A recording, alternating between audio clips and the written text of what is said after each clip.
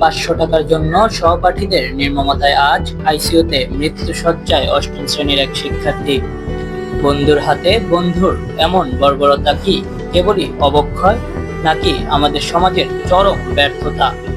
আমার ভাইনার নাম হচ্ছে ফাইম, ক্লাস 8 এ পড়ে, রানীগঞ্জ মডেলে। আমার ভাইনার নাম হচ্ছে ফাইম, রানীগঞ্জ মডেল টাউনে একটা স্কুলে পড়ে। ওই ক্লাসের ওই ক্যাপ্টেন, তো ওই ক্যাপ্টেনের কাছে একটা উড়ন্ত হেলিকপ্টার এক স্টুডেন্ট জমা দেয়। তো ওই আরেকজনের কাছে দেয় হেলিকপ্টারটা, ওই নষ্ট করে ফেলায়, ওর বন্ধু ফাইমের বন্ধু নষ্ট করে ফেলায়। তো ওরা দাবি করে তুই স্কুলের ক্লাসের ক্যাপ্টেন, তুই জরিমানা দিবি। 7-8 জন গত 3 দিন আগে আমাদের এলাকায় গেছে। আমার ভাইয়া কইছে যে আমাদের কিছুদিন সময় দে, আমি তোদেরকে টাকা দিয়ে দিব, কিন্তু আমার টিফিনের টাকা একটু প্ল্যানিং করে দিতে হইব। তোরা মাইনা আইসা পড়ে সেদিন।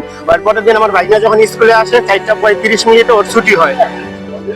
4:35 মিনিটে আমার ভাইনার ছুটি হয়। আমার ভাইনার স্কুলের এক বন্ধু, ওর নাম হয়েছে গিয়া পরশ, যে এটা মূল দাদা। ওই পরশে ওরে নিয়ে স্কুল থেকে বাইরে হওয়ার, স্কুলের থেকে 100 গজ দূরে ডাইন পাশে আপনার গিয়া একটা জায়গা আছে, খালি জায়গা, পুষ্কনির পার, ওইখানে নিয়ে ওরে এইরকম ভাবে মারে যে ওরা কিশোর গ্যাং পুরো প্রস্তুতির সাথে জানে। ওরা পুরো বডিটারে মারতে মারতে ওই লাইফ সাপোর্টে, কিন্তু ওরা একটা জায়গায় আমার ভাইনার ফাটায় নাই, এমন ভাবে কি মানে দিছে। আমার ভাইনার রাস্তাটা ব্লাড গেছে, মুখ দিয়ে কথা বলতে পারে না। এখন 3টা বাজে, ডাক্তার বলছে ওর অবস্থা ভালো না, প্রায় 60 ঘন্টা লাইফ সাপোর্টে আর আইসিইউতে আছে। ওর বাসার গার্জেনকে বইলা দেন যে উনি মনে হয় আর ভালো নাই। আসামিকে ধরার পরও পুলিশ তাকে ছেড়ে দিয়েছে বলে অভিযোগ করেছেন ভুক্তভোগীরা।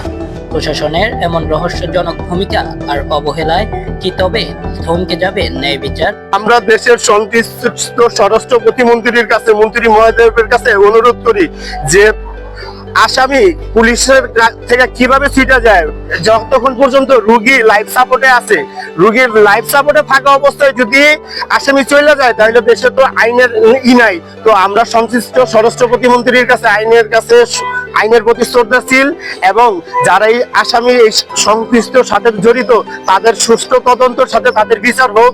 আর কিশোর গ্যাং, ওরা কিশোর গ্যাং, নেশার সাথে 3 জন জড়িত। চেহারা দেখলে আপনারা আমাদের থেকে ভালো বলতে পারবেন।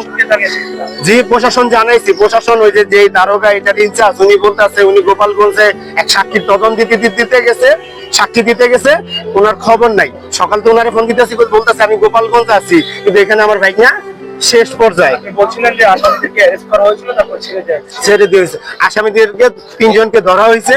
পরে ওরা কিভাবে চালান করছে, মামলার এজাহারে কিভাবে লেখছে, কোর্টে গেছে, পরে ওদেরকে জামিন দিয়ে দিছে। কিন্তু যখন জামিন দিছে, গতকালকে জামিন দিছে, এখন পর্যন্ত আমার ভাই লাইফ সাপোর্টে ভর্তি, আইসিইউতে আছে।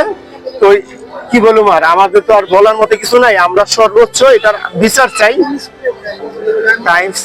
টাইমস স্কুল এন্ড কলেজ, এটা রানীগঞ্জ মডেল টাউনের ভিতরে, আপনার বাবুবাজার ব্রিজের ডাইন পাশে।